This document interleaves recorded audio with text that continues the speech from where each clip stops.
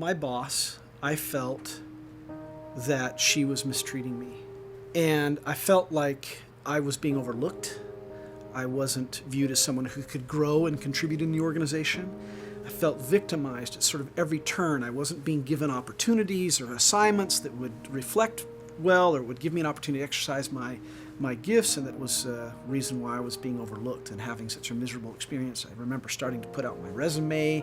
I'm going to leave this job because I'm so mistreated.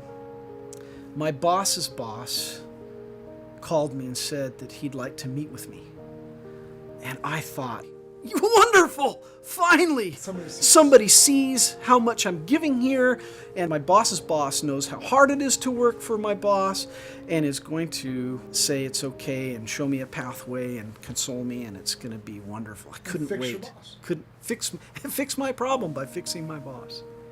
So I arrive and sit down, and my boss's boss says to me, "Mark, we're not getting enough from you." I was mortified. I was so stunned. All I could do was listen.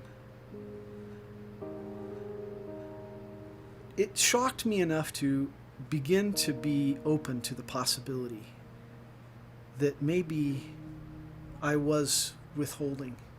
I did try to defend myself in that conversation, but enough of an opening was given for me to see, and I went home, didn't sleep, and could begin to see for the first time that the ways I was being mistreated, I had very interestingly had provoked that mistreatment. I could see it clearly. Why my boss wouldn't give me things to do, because I wasn't doing what she would ask me to do. I was too busy playing the victim.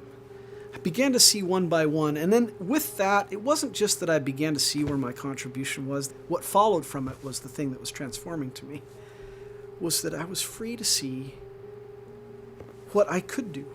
Things I just never occurred to me before to do to help just started to come up. In fact, I had written on a page, a legal pad, that I'd drawn a line down the middle. I started to write on the left-hand side the things that I had done where I really hadn't been helpful to her, the ways I'd mistreated her, the ways I'd set her up. And that list kind of got to be about halfway down the page. And then pretty soon on the right side of the page, I was starting to write down the things that occurred to me that I could do to help. And that filled that side of the page. I turned over and started to write. And that's what shocked me, is that once confronted with the reality that I had, by playing the victim, had shut off a world of possibility. Because once I was open to it, a world of possibility came. And everything from that point changed. I could do and began to do the sorts of things that would repair. And ultimately what my boss's boss said was true.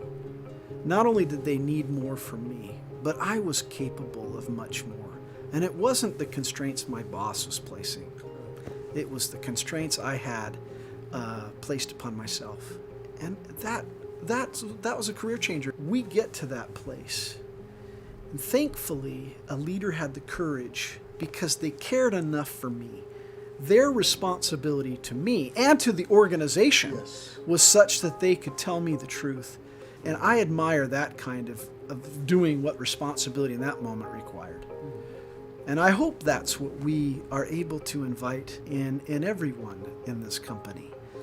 Not by going around and giving a sermon on it, but I hope we invite it by ourselves taking serious that obligation, that responsibility we have for each person. And hopefully that's an invitation for others to want to honor that obligation.